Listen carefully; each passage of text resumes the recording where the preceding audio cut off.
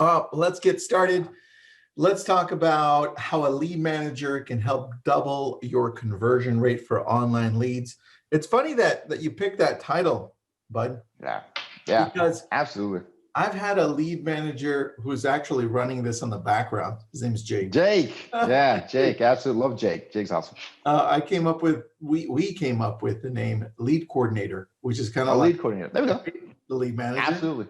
Absolutely. And he's really in charge of quarterbacking it. So when we had a whole bunch of ISAs diving into our database and making sure that everybody was running it right, he was the one that would coordinate everything more. So now we have him split a little bit more between helping out on lab coats and some leads there. But awesome. Yeah, I love the idea. So tell me what this lead manager looks like first, so that we can all visualize it better.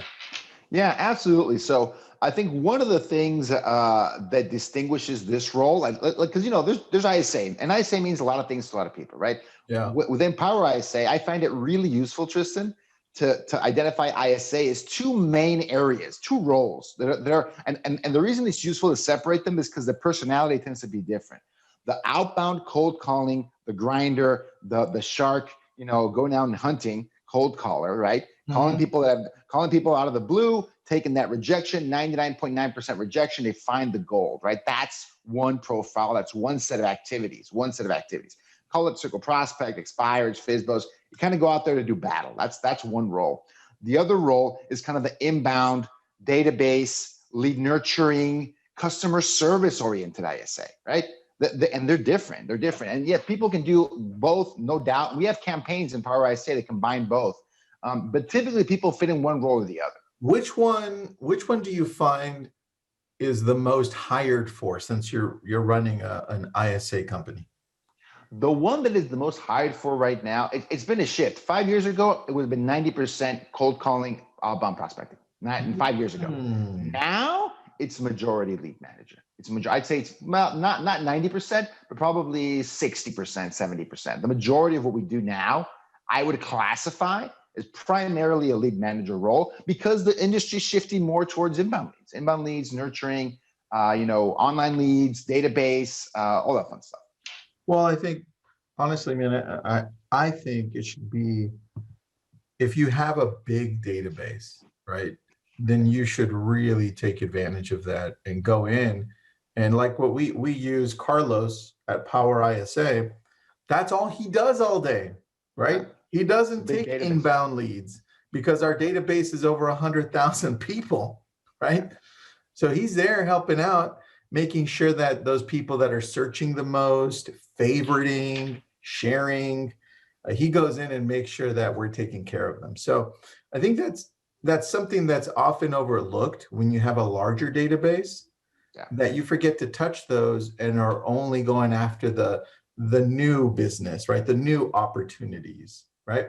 And so I think it needs to be a good balance. It just depends where you're at in that whole trajectory, right? And so this is why I love talking about this topic, because it's often overlooked. Like, well, shouldn't we have somebody in charge of this organization that you're creating, right? And so I'm going to take you through a little bit of how I did it, and then you tell me. Go for it. We'll go into the details on how to hire, how much does it cost, best scripts, and all that good stuff, okay? 100%. So when I first put out my ad, I don't even remember when it was. I think I went VA first, by the way, virtual assistant first.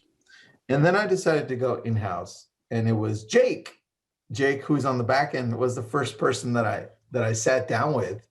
Awesome. And interviewed him, and he fit right into the position. And I was like, this is cool, right? So he came in, and we tested him out everywhere. We're like, Jake, maybe you can make outbound calls, because he has his license. He's a real estate agent too. Awesome. I'm like, maybe you can make outbound calls, like expired, for sale by owners, right? And I'm like, maybe not. Then I'm like, how about Realtor.com, Zillow leads, because we were doing a lot of those at the time. And that actually worked well. But what happened is because he was just one person, we overwhelmed him a lot with it, 100%. right? And so then I said, okay, well, I guess we need to hire more people to help you. And as we started hiring more people, virtual assistants to help out, we're like, hey, man, your role is changing. Your role is kind of like the quarterback, right? You're getting these leads and you're the one quarterbacking and saying who they're going to, making sure that the other ISAs are doing a great job, and making sure that the system of all of the leads coming in are actually going in the right direction. The technology is working right. And so his position started morphing into this lead coordinator or lead manager, right? Yeah. And that's where it eventually ended up. And I was like, that's super cool. So now we're talking about a lead manager here. So how does it work, man? Where do you typically go to hire a lead manager besides going online and just throwing it out there on Craigslist? Yeah, so I think, and I'm a kind of a unique case. I'm a weird case, Tristan. So I always want to put myself in the shoes of the realtor, right? The agent, the loan officer, the individual. If I were in their shoes, what would I be doing to source amazing talent? So there's three main ways, three things that I could do. Number one, it's an unbelievably good excuse to call your database, right? You're looking to hire, especially if you want to hire someone in-house. Call everyone you know, let them know your team is growing, let them know you're successful, you're taking it to the next level, ask them for help in growing your business. Who do you know that I should know that I can add to my team? Oh, and by the way, if you haven't touched them in a few months, right? Hey, what are you thinking about doing in real estate? I mean, it's like, for me, it's like a no-brainer. Anytime you're hiring for anything, shoot an email to your sphere, give them a call, go call through everyone, leave them that voicemail, leave them that message. It's a great way to touch it. And some of the best ISAs that I've seen in-house and a lot of teams over the country came from their database. Someone that gelled with the team, really liked them, knew, trusted, and loved them, recommended someone that was like kind of a great cultural fit. So that's one thing. You should always leverage your database for whatever reason. That's awesome. That's great. Another place that works really, really well are the job posting websites, specifically Indeed.com, which is really hot right now, ZipRecruiter.com. They're traditional job posting websites. A lot of them will post to many other sites. They've got they're going to post to multiple places, especially ZipRecruiter goes to multiple places. So you can just post in one place and it kind of goes everywhere. That's a great option as well. And it has a cost, right? That has a cost to post on there. And that's definitely part of the process. I think the biggest thing with those sites, you always want to make sure that you have a good offer, right? Because you need a volume of candidates. You need volume, because when you're going with someone that you don't know, like, and trust or have any kind of reference for, it's going to be harder to find someone that's a good fit. Just by the process, Tristan. Just the way it works, right? If you're going out to the ocean, it's going to be harder to find someone that's quality. A big mistake that I see teams make is that they interview one or two people and they think, okay, well, now I got to choose, right? I had a few applicants come in, only two of them have answered the phone. I interview both of them. I got to pick one of the two. And that's a recipe. I don't want to say disaster, but it's probably for failure. It's probably not going to work. If you only have two people responding to your ad and you interview two and you pick one, that's not what hiring is. That's not what finding a quality person is at all, right? So you want to have volume of candidates. The place where I would recommend folks on the online space, the number one place we do hiring and we source ISAs, US, Philippines, Mexico, Latin America, Facebook. Facebook is a great way to find ISAs. It's an unbelievably good source of ISAs. There are Facebook groups around real estate, ISA, scripting, call center, people that work in call centers. So Facebook groups is a great way to source candidates. Facebook ads are a great way to source candidates, right? So all of these things work. I guess the only drawback, or I don't know if there's a drawback or not, but advantage and drawback of Facebook can give you volume of candidates. Oh boy, will it give you volume, right? Because everyone's on Facebook, right? Everyone wants to work, especially if you're open to having, so this is super key, Tristan, open to having someone work remotely right now. This is, early 2021. The country is going through some kind of lockdown in a lot of places, right? People are really interested in those opportunities. So your talent pool went from the people that live in your city. Well, maybe LA has a bunch of people. Not everyone has the LA job pool, right? That talent pool. If you have in a smaller, medium city, in a suburb, it's kind of hard to get people to move there or to relocate. You're opening up the entire planet to apply for your job, right? There's a challenge with that. So instead of dealing with 1 or 2 responses, you might get 100 responses, 150 responses, right? So then it becomes adding some friction, making sure they have to fill out, a questionnaire, send you a recording, right? Put a few steps in there to make it a little bit hard. Because what you're looking for, and specifically for lead manager, Tristan, is more of a customer service profile. It's much more of a customer service profile than our cold calling, hard-nosed, high D ISAs that do prospecting, they do cold calling. It's a little bit of a different profile. They're going to be more customer service. That's one issue. And the second one is they have to be more tech savvy. And I think folks might not think that's a big deal because, we're online, we're using Zoom, we're using Facebook, we're all techie. Not everyone's like that, right? Something we can forget that not everyone is at that same level that they're going to be comfortable working within a CRM. A CRM is I'd say a medium complicated piece of software, right? So you got to be at least comfortable with a tool like Facebook, with Instagram, with these tools. And you want to be, if you can be more of a digital native, it'll be way easier to get comfortable with the job. So those are the big challenges that we have when sourcing candidates and qualifying them. They have to have that customer service profile, much more so, and they have to have the tech skills to be a great lead manager. So that's one on the hiring piece. And as far as what's up, Tristan? I just want to address a point that Adam brings up. Adam says, hey, with a mass exodus and censorship happening on social channels like Facebook, is this really where people are looking for work in other countries right now? Seems like social really fractured at the moment. I'll take that one. Yeah, go for it. So Adam, it's a fair comment. The only thing you have to be careful for is, like anything else, right? The news exaggerates a lot of things. And so I work closely with Facebook. I'm actually in their advisory board for real estate. And when I see the numbers on the back, it's absolutely staggering. So whatever you're seeing out there of mass exoduses, don't believe it, man. Facebook is still the #2 most visited social site in the world. The only one that beats it is YouTube. So back to you, buddy. Awesome. So I mean, my answer to that is I've seen no noticeable difference. If anything, there's more people looking for virtual opportunities right now than 6 months ago, than a year ago, than a month ago. So, I mean, and again, I'm not don't want to judge that. Is that a good thing? Is that a bad thing? I'm telling you, I'm calling it like I see it, right? Facebook is where the attention is at. You're going to get a ton of, the challenge with Facebook is just dealing with the tsunami of applications, right? Anyone and their mom that wants to work from home is going to want to apply. So you want to be careful with that. You want to craft the ad and the process, put a process in place to filter out people that are actually qualified. So the rule of thumb that we use, Tristan, we have to talk to 5 or 10 qualified candidates to get a good hire. 1 to 10 qualified candidates to get a good hire. And what does qualified mean? They followed your steps. They sent you that recording, that video, that audio. You gave them a little snippet of a script. They sound good. Okay, this person they could hold a conversation. Okay, cool. And then you go through that interview process, right? What are you doing at the interviews? So this is another. So I'm glad we talked to this topic. We hadn't touched on this topic, Tristan. This is a really interesting one. Because what do you want to interview for?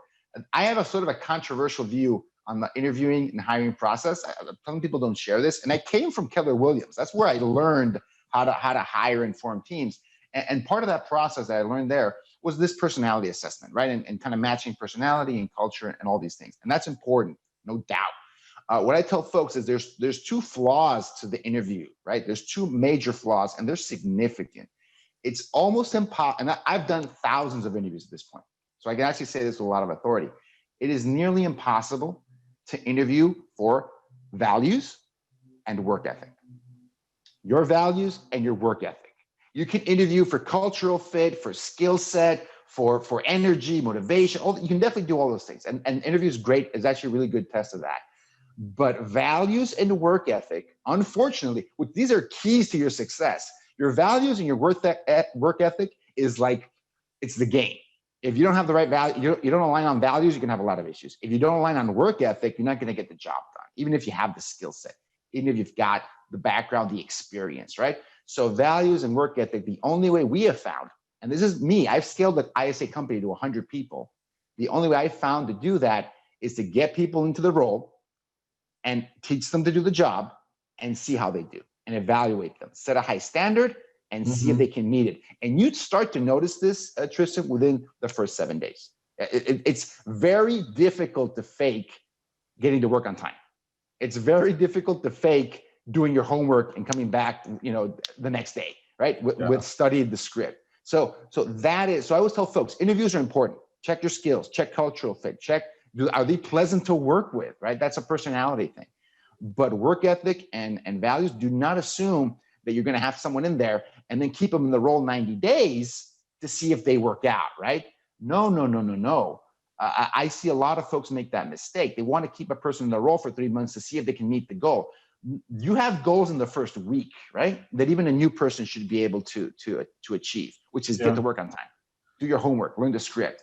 And I would rather have 3 people in 90 days, because I'm finding the right one. Okay, got him in 3 days, then 1 person for 90 days to see, because I went through this whole interview process. I went through a 5-round interview loop and we hired them. They've got to be great.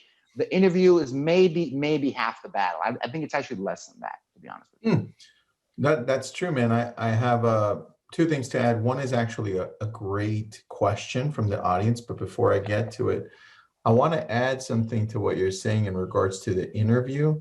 One of the things I recently learned, and this was from Elon Musk, he said, one of the things I add to the process when I'm hiring is I say, well, look, when sending your resume, just please describe a few of the hardest situations or problems you've solved and exactly how you solve them. And I like that. That's on top of the resume. So that means you have to take time to write me a paragraph to add that, right? Because then that starts giving me insight as to how you function, right? What did the problem look like? And was it really a problem or did you make it a problem? Because depending on the problem that you're choosing, that's going to give me insight as to what problems look like, right? 100%. And how are you solving it if it is a real problem? And did you even take the time to submit that on top of the resume? Right? So 2 questions here. One is, what's your ISA company? Gus, you want to talk about that? And then I'll go to the other question. Yeah, so I'm the founder and CEO of PowerISA. We're one of the largest, if not the largest, ISA teams in North America. And we work with real estate agents, real estate teams, loan officers, investors with all of their ISA needs, whether that's outbound prospecting, inbound nurturing, lead generation, lead manager. That's one of our biggest roles that we have. So all that fun stuff. That's what we do. PowerISA. Good. PowerISA. And yes, I use them. So next one is from Trevor. Says, so if you have 2 large ISA teams, one lead nurturing and the other cold calling, would you hire an ISA manager for the cold calling team and then the lead manager for the nurturing department? Oh, that's an interesting question. So would you have the question really is, would you have a manager for each? Yes, that's kind of different. So, well, that's interesting. We don't do it that way. So, so for us, for our ISA managers, our ISA supervisors, we group, they manage about 10 to 15 people for a single supervisor ISA manager. Yep. And we don't, and I guess that could be an efficiency. I'm not saying that's a bad idea. I think that could work. The role of the manager, though, I don't think they're limited to just helping you out with cold calling or just helping you out with lead management, because the role of the manager, there's a few things you have to do when you're managing them, right? One is, listening to their calls. Key. If you can record calls in your area that's allowed, do it, right? Absolutely do it. Because when you're not allowed to do that, you got to do it live. You got to listen to the calls live. It's always a little bit more challenging, but the end result is the same. They got to be coaching them on what they're doing right and what they're doing wrong. Mm-hmm. And this is a continuous thing. And they're always giving them suggestions. But Tristan, like everything, they're not, they're always reminding them of what they already know, right? What they've already talked to them in the past. These managers, their job is they're the repeaters in chief, reminders in chief, right? You got to reminding them of about how to handle those objections, about how to transition to that appointment setting, how to close for that appointment, in order to get success, right? So I see that a lot of those things are common between both. The scripts change for sure. The scripts change, they're different. But no, we don't. I wouldn't hire 2 different managers because I'm hiring 2 different teams. We actually mix them. We mix them. because I feel that the skill set that makes you a good manager is the same, right? It doesn't change whether you're managing a team of cold callers or whether you're managing a team of lead managers. The day-to-day items that they're going to do are definitely going to be different. But the coaching, managing part is actually, we found that it's a common skill set. That's my long-winded answer to that question. Yeah, and that's the same with us, by the way. Trevor, same thing on our end. And I take a little bit of a different take on why it's important, even though I agree with everything he said. I just do it for a different reason. My reasoning is I want less people to talk to at a high level that report to me. So if I have two, that's a great reason right there. I love that one. yeah, if I have two managers that I need to talk to, I mean, that I don't need that in my life. I rather just report to one person that's handling the team, that's obviously been hired to do that, is talented, is the right person, right? This way things are going and moving forward. So great one. So hold on. Whitney's asking, are the ISAs US-based, salaried, bonused, licensed? Just curious. Yeah, from PowerISA, right? Talking about PowerISA. So our ISAs, they're virtual. They're all located in Mexico. They're all native English speakers, which is pretty kind of funny thing. There's a lot of people that grew up and lived in the U.S. That are living in Mexico. Tons and tons and tons. Even we hire expats.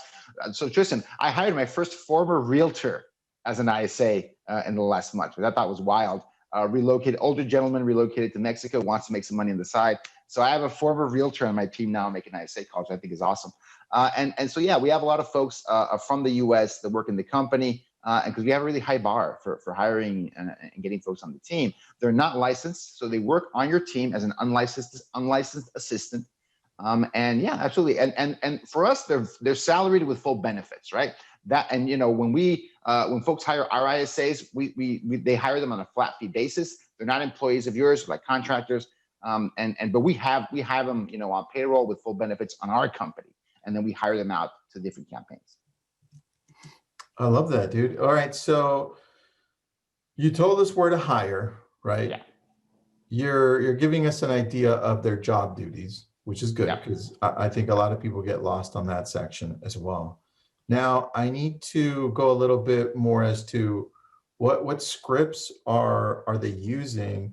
Are these lead managers also jumping on the phone and calling the database? Are they also on the phone calling for sale by owners and expireds, or are they just there to manage?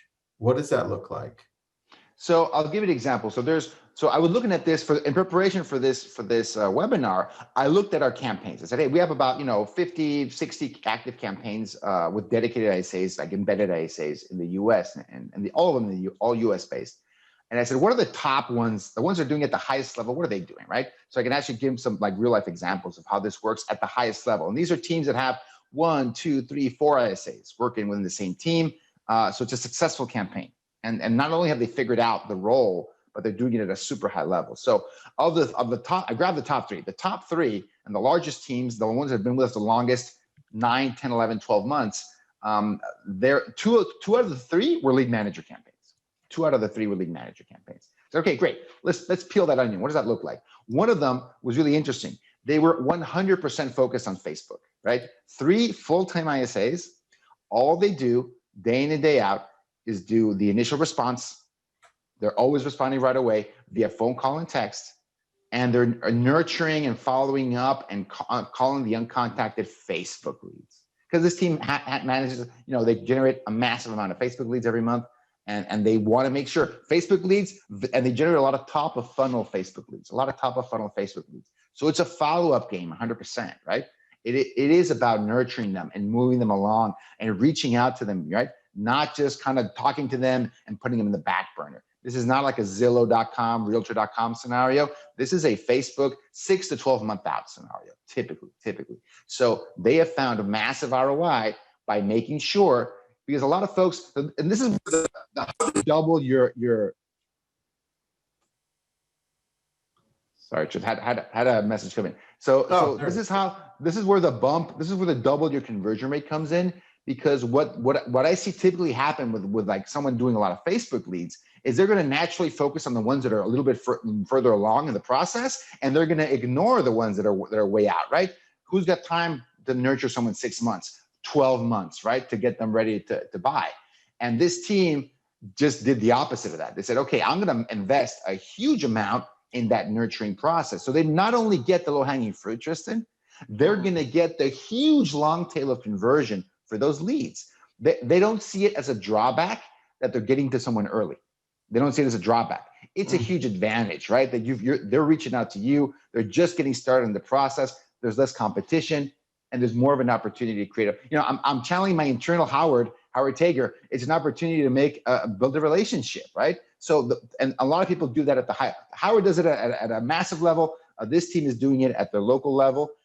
They have 3 ISAs that are following up with a huge amount of Facebook leads. That's one scenario, and I thought that's valuable, right? That's one role. They have a big enough database where they have 3 ISAs just doing that. But there's also another example of another a team of ISAs. This team had 2 full-time ISAs, and they mixed it up a little bit more, right? They mixed it up a little bit more. They have some Facebook coming in, but they have multiple online lead sources. Some Facebook, a little bit of Realtor.com, some Zillow. They mix it up. There's multiple lead sources coming in. Some of those are now business. A lot of those portal leads, Realtor.com, Zillow's can be more of a now lead, and versus Facebook and some of these longer term plays. They also have them calling, every month, every 2 months through their past clients and their sphere of influence to invite them to their next client event, to tell them about some awesome thing that happened in the marketplace. They're always communicating with the team. And this is not a large team. It's not a large real estate team, but they have a pretty awesome database to where it's really working out for them in an amazing way to have someone dedicated to that role. Contacting and reaching out to not a huge amount, but a good number of inbound leads, getting them qualified, putting them in the right follow-up plan, following up, and complementing that with database mining, right? They're calling their database I think they call through the entire database. It's not 100,000. It's only a few thousand, but they call through the entire database every 2 months. Right? I think it's gold. And they find, and again, they're not bothering people. Sometimes people, what do you mean call my database all the time? You're only bothering them if you're not giving them something of value. So they always find something of value to tell them about. Hey, it's this next event. Hey, this new market report. Hey, we just came up with a new, buyer program. Hey, we just came up with something new, awesome, and different, right? So I think that's an amazing way to utilize a lead manager because they're doing a bunch of different sources, more different activities. It's great, but the skill set, I'm going to try and tie both of these things together, Tristan. The skill set goes back to hiring the right person, right? Hiring the right person, because they have to have that customer service mentality. They have to have enough tech skills to manage the CRM. So the lead manager for folks, the lead manager lives in the CRM. The lead manager is that person that's going to figure out every bug, every quirk, every funny thing about your CRM, the things that work great, the things that don't work that great. They're going to live within your smart lists or queries or saved searches. That's how they become efficient. There's a few very key, very important saved searches everyone should have. Your lead managers live in those saved searches, and they live in those like tagging and categorizing and organizing your database. That is what makes them the most efficient. It's the best use of their time. And sometimes you tell me, oh, Gus, I've got 5,000 people in my database, and I need to go through all of them and organize it for my ISA to go through it. And I go, no.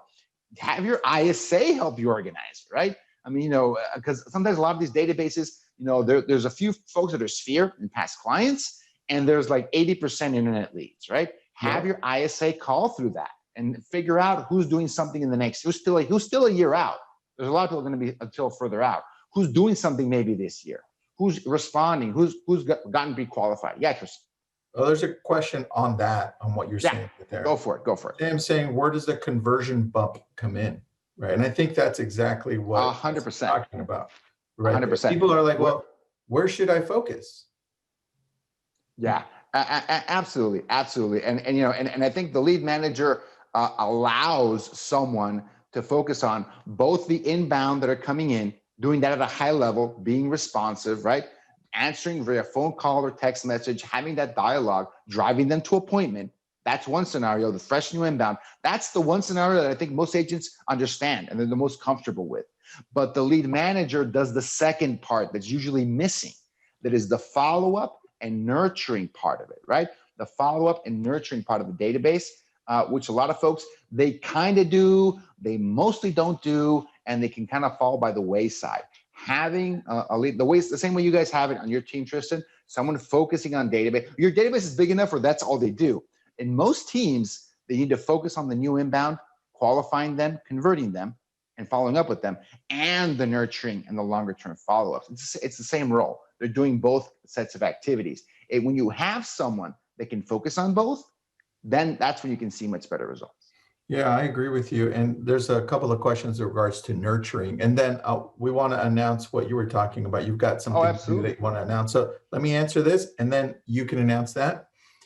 Yeah. So the question is, well, where do we have them focus in our database, or how do we have them nurture our database? Well, first, I'm glad that you're talking about this, Gus, and that your database is where you want them first, right? Because your past clients, your sphere, and then those people that are in your database, if you haven't been categorizing them to identify which one of those are higher priorities based on whether they've given you referrals, whether they're active, whether the notes say, hey, this person's buying in 3 months, or this person's buying now.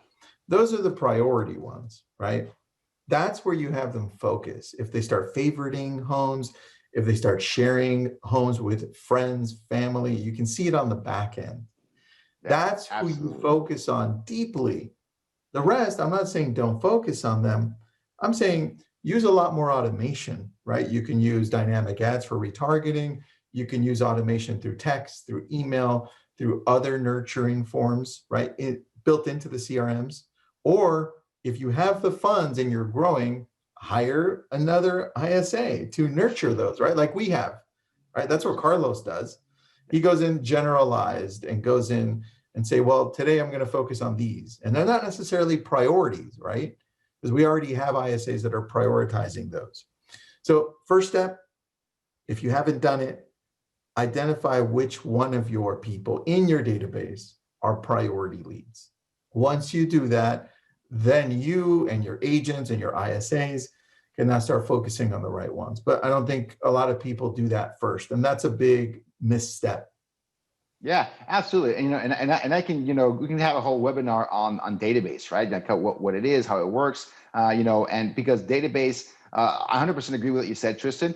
Whether you have a database of 100,000 people, like you have, I'm pretty sure, Tristan, you don't call through 100,000 people. You probably have a list of a subset of that. They're like, okay, Tristan has to call these people, right? Because they are the A, double A, triple A, right? A+ leads. There's a set of people that Tristan's going to communicate with, either because they're your champions, ambassadors, multiple referrals.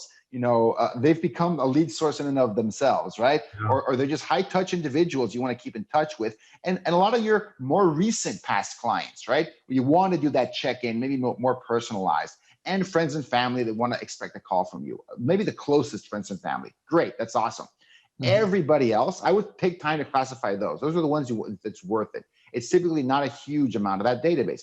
Everybody else, I think, goes through this process of having the ISA identify who are the people they should call today. And all the things you said apply, Tristan. It can be activity based, like who went in to look at for homes, who updated their searches, who opened up those emails and looked into them, and we have even ISAs. This is pretty wild. That if someone, because LinkedIn, some of these tools will tell you even on social media, right? Hey, this person, looked at your profile on LinkedIn. That one of your friends is looking you up, right? Okay, great. Message them or reach out to them and go, hey, great. Reach out to them. Don't be creepy. I noticed I saw you were looking at my profile, but hey, just wanted to reach out. And here's a special offer that I have going on this month. Here's a special thing that I'm doing for my clients. I like to invite you. You want to use it as an opportunity to reach out. And it's all about prioritizing. It's all about prioritizing effectively to maximize the impact of your ISA. And I think the teams and the campaigns that are able to do that are the ones that get the massive rewards. You know, that's a good point. I'm going to just add something and then you can announce your thing. Great. Your ISAs, your staff, your agents, everybody that's in your organization are only going to be as good as your processes, as good as your systems, as good as who you tell them to prioritize over other people. So if you don't have a priority on who to call on your database, guess who they're going to call? Everyone. They're going to be like, it's a database. Sort by, you know, the newest or maybe oldest. Sort by the oldest. We call people that haven't been called, right? Yeah. So this is why it goes back to you, you know, the listener, our audience. It can be as simple as, if they're incoming leads and they're buyers from online leads, categorize them, and almost all CRMs have this. And I know we use Follow Up Boss and Chime. So the tags are A, B, C, D, E, right? A, buyer ready and pre-qualified, right? They're ready now. That's an A client to us. So obviously we're going to focus on A's. B's, they're ready to buy now, but they're not pre-qualified. That's a B. The next one is C, ready within about 3 months. So we say 3 months or over, around there. Then the next one is D, 6 months or over. E, 12 months or later, or they're just not interested, right? Obviously, you know who I'm going to focus on, the A's and the B's. Once I'm done with all of my A's and B's, once my ISAs are done with A's and B's, they're going to go to the other ones, right? In that order. And this is the challenge. We don't have these categorizations. We don't have these tags. So when we tell our ISAs, Gus, let's say I hired a PowerISA, and I'm like, okay, just do your thing. You go, here's my database, do stuff, right? Absolutely. What happened? Yeah. Your chances of success are way, way, way lower. You know, I think one of the advantages of working with PowerISA is that there's an onboarding process, so we can see, and sometimes it's a mess, to be honest with you, right? And that's okay, right? We can help you kind of put things in order and create, you know, SOP, standard operating procedure. Create just a few really simple standard operating procedures so your ISA knows what to do. The teams that do this, Tristan, it's like night and day. One of the first people that I saw did this at the high level was our shared friend, Sunit Agarwal, right? And that guy's a mess. I mean, I'm not the most organized person ever, but he would write down and do his SOPs for his ISA team. Hey, man, here's 1, 2, 3, pry 1, pry 2, pry 3. And the saved searches would be called the same thing, P1, P2, and P3. How easy could that be, right? So all of these things really, really, really help. And they're super key to having a successful campaign and successful ISA. Agreed. All right. So you've got this ISA that you're announcing. What is this? What is that? Yes. So you know, a little bit of preamble. So, you know, we do both of these things, the outbound prospecting, the lead manager role. We do both of those. One of the biggest challenges that we have right now, Tristan, you know, we've been growing so much the last, 2-3 months. LCA has been a big part of that. I love you guys. You know, but one of the big challenges has been fulfilling the campaigns. Like finding people, vetting people, hiring them, training them, getting them ready to go. And, you know, I see where this is going. There's no way that I can meet the need that's out there by saying, I'm going to just use my people, my selected people, the ones that I know and love and have formed, and let me make this offering available to everyone. There's no way that I'm going to meet that demand. So we're going to actually trying out something brand new. The first time we've ever done this. We're going to open up and we're going to create a new program, PowerISA, Build Your ISA. PowerISA, Build Your ISA. So we are going to share for the first time, basically what I talked about on this webinar, but instead of, doing it for 20 minutes, we're going to go in depth on what does the hiring process look like? What's a great hiring ad, job description? What should the salaries be for your US-based ISA, for your virtual ISA, right? The people that are being hired overseas. How should you craft that offer? How do you find the right candidates? How to interview them? How to train them? How to manage them?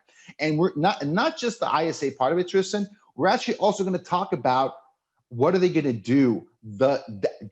Preparing your database for an ISA, preparing your lead sources for an ISA, whether it's a lead manager or a cold caller, like an outbound prospector. They need lead sources ready to go. They have to get these things ready. What are the ones that we recommend? What are the ones that work the best? How to organize their activities, how to manage them and hold them to a high standard. And we're going to make, this course available. It's going to include coaching.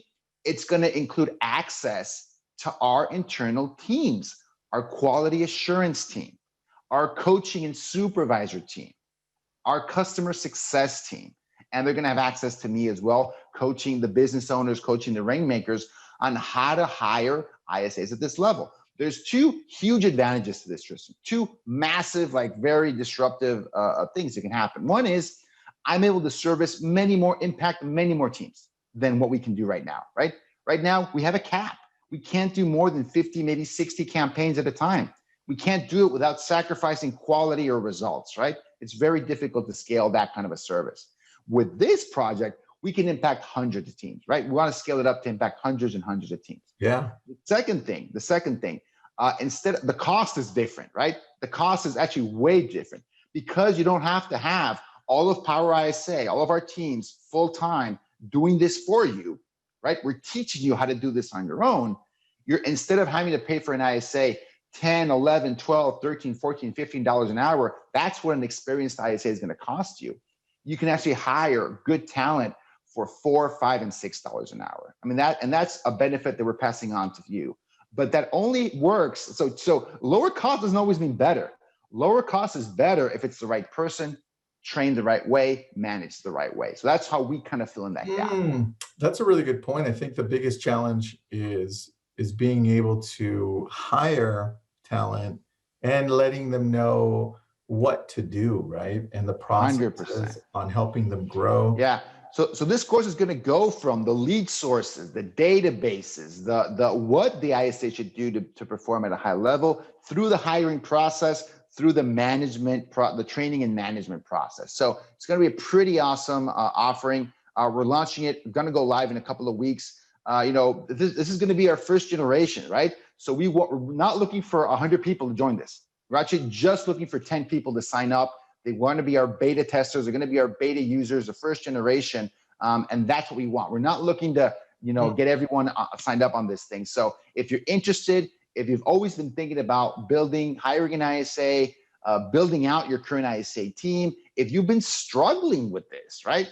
If you haven't been able to have an ISA stay on your team, be successful on your team, we are opening up the playbook. We're opening up, the building plans, and we're telling you how we've done it and been able to scale a team to this level. I love that, man, because that's a very, very key thing. A lot of agents, teams, brokerages don't understand the power of being able to scale because they really never think outside of what they know, right? So I think you being able to give us like an org chart of what this looks like, right? Whether it's us, because there's one other piece to this that you didn't even bring up, and that was the ISA for the teams or brokerages when they're trying to create more opportunities for their internal business on the side of growth. So if I want to grow agent counts, right? That's a third aspect to this. And so that's pretty powerful. Stephen has a great question for you. Yeah. Can you give us any insight as to what ISA salary should be, what systems you should put in place, or you already gave us what systems, your systems, right? Yeah. Salary and rewards on incentives, what that would look like. So yeah, and that's a really good question. That's a really good question. It's a very complicated question to answer. So I'm gonna try and do my best, right, in the time we have. So again, I always categorize things. It's the engineering mindset coming out, Tristan. That's what I do. So a US-based ISA, there might be a licensing requirement in your area. You might have to have someone. Typically, what I see work really, really well for ISAs in the US, in-house ISAs, is going to be a combination of base salary and commission. There might be a licensing requirement for that. In your area, look it up. It's important. So a combination of base and commission based, right? Okay. And typically, it's hard to get someone, right now, it's hard to get someone to do this job with the base salary is not in the $10 to $20 range. 10 in the absolute lowest case, it's rare, but it's probably going to be in the $15 to $20 an hour range. That is typical. Your mileage will vary. It probably not going to work in Malibu versus Charlotte, in North Carolina, but in that range. And this is one of the things, Tristan, I want to go into a lot of detail in the course, because this is one of the #1 questions and things that hold people back. Oh my goodness, the cost. Look at the options, because that is the cost of a US-based ISA, someone in the room with you, or maybe even virtually with you, that's based in the US. Outside the US, the sky's the limit. You can actually hire, nowadays anywhere, everywhere, right? So the talent, for example, in Philippines, which is India, Philippines, Asia, a lot of folks they're English speakers. It's not US English, but they're English speakers. So they're going to be the lowest cost per hour. You can get people in the Philippines, right, that speak decent English, not great, but decent English, $2 an hour. This is real, 100%. You'll get candidates that will work for you for $2 an hour. Is that the best option? It's always a trade-off with those kind of activities, right? $2 an hour is probably too low for it. It absolutely is. Absolutely. I agree with you. We're on the same boat. But that you can hire people for that rate out in the Philippines. Latin America is more expensive. The closer you get to the US, it's going to get more expensive for you. So Latin America, lowest probably going to be $3 to $4 range. But probably going to get the elite. You're going to get ISAs with appointment setting experience in real estate for $5 to $6 an hour. Appointment setting experience for real estate. And that's part of what I want to cover in the training. Since I cannot source enough of these candidates myself, I want to teach realtors and teams, okay, this is how you can do it. And here are the pitfalls of hiring in this region. I've hired ISAs in the US, Philippines, and Mexico and Latin America. But I have the most experience by far in Latin America because it is the place you can get the highest quality candidates, in my opinion, outside the US. Very biased, my opinion, but it is the closest you're going to get to the US. And it's the only way I found to get people that lived, breathed, and worked in the US to work from outside. That's the best way. Dude, I love that. All right. So the link is there, right? You're only looking for 10 people. And if that weren't enough to sweeten the pot, we're actually saying, hey, we're going to retail this, at a certain price point. For LCA people that sign up, we're actually, for this first beta group, we're exclusively offering this to LCA, by the way. You're not going to find this on my website. You're not going to find it in my newsletter. You're not going to find it anywhere. This is what we're looking for this group, because we know we're always they're the lab coats. They're always looking for that edge, that new piece of technology. We want you guys to try it out, and we're going to sweeten the pot for you. It's a 50% off to be part of this first generation. You're going to get it at an unbelievable deal. So, if you've been thinking about this, jump in, give it a try. We're going to open up the kimono and give away everything you need to build a great ISA team. I love that, man. I'm going to post this up on LabCoats just in case you don't fill up the 10 from here. Great. Absolutely.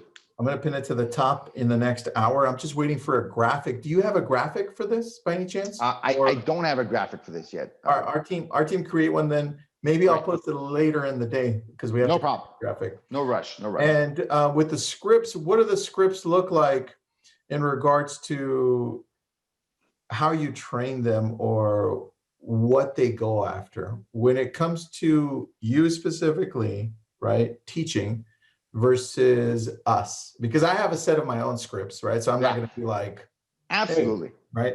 How does that look like? We're going to include in this training all the scripts that we train our ISAs on, right? We train them on all the general scripts, like, for example, circle prospecting scripts, for sale by owner, expireds. Those are for the outbound cold callers. We train them on the basic ones. Every single team we work with that converts expireds and for sale by owners, regularly, has their own script typically, or they've got their own offer that they know works really well in the market. But again, you want your ISA to get a notion of it, to understand it, to know what it's about, and mindset and the objections. The objections are the same. That is always the same, especially for those kinds of scripts. On the inbound side, we're going to cover the typical Zillow Realtor.com scenario, which we call the portal script, because that is a immediate, potentially go and show the home right away kind of a situation. That script. And we're also going to cover more of the Facebook scenario, which can be a very top of funnel, very beginning. And we're going to cover kind of the nurturing and ongoing touches kind of a script. So, and we're going to be covering phone calls and SMS text messages. I love it because the key, remember, the key is your database, right? If you've got a big enough database, 100%. That's the key. So I love that you're going over that. Janki Patel, who's a friend of mine and a moderator here at LabCoats, just texted me and says she's signing up So Oh, there we go, man. watch out for her. Jackie was, Yeah, I yeah. did the webinar with her once. Yes, Absolutely. she's, Love it. she's impressed and she's going to sign up. So watch out for her, buddy. All right. Anything else that you want us to add? That's pretty much it, Tristan. You know, I think for me, it's an exciting moment because, you know, I think it's a great opportunity for us to like impact a massive amount of people. And to be really honest with you, the teaching and coaching aspect of what I do in my company is what I enjoy the most. So I see this as a great opportunity to flex that muscle even more and bring it outside of just training and coaching my own team to helping other folks, right? And train and coach and build teams and, you know, help them kind of build. There's going to be a module in it about culture, right? Because people ask me, Gus, how do you keep ISAs on your team for a year, 2 years, 3 years? So, I mean, yes, salary is part of it. Yes, benefits are part of it, for sure, for sure. I do not pay the most for what I do in my area, but I do have the best culture by far, far and above. I have the best team, environment, culture. Tonight, 7 p.m. Central Time, we're all going to go online gaming, playing Among Us and Among Us, for the people who know what that is, it's an online game, and Call of Duty Mobile for the more action-oriented. No way. Game night, tonight, I'm going to have people all over the world connecting because it's an important part of building team, building culture, building family. Pause. Invite me to play Among Us tonight. Oh, are you game? I'll message Dude, you. I have it on my iPad. Me and my kids play. You know I'll do it. You know I'll do it. We'll jump in and team building. Jake's in the background. Jake, why the hell didn't you think of that? Now I'm going to blame it on Jake, even though it's my fault. Jake, that is a great idea. Didn't you think of that before? That is a great idea. That is a good. Yeah. So I mean, we have. I mean, as a company, you know, we went 100% virtual, like a lot of folks. Even if you're not virtual, that's a great game. But we always have to be challenging ourselves. Now that we're virtual, how do we build community? How do we build culture? How do we build team? We've tried, and I'll go into this more in detail later, but I mean, we tried a bunch of things. The thing that's worked the best is the online gaming. It has to be, people let their guard down. They communicate, they talk, and they laugh, and they have a great story to tell the next day. It's amazing. I recommend it. Dude, I love it. Well, with that, we'll wrap up. There's the link in the chat. And I think Tessa posted it up on Facebook. We'll work on a graphic and we'll either have it later today or tomorrow, and I'll post it to the top. But you've already got a few people who are going to sign up here. Ozzy Lopez is going to sign up and pick up one of your ISAs.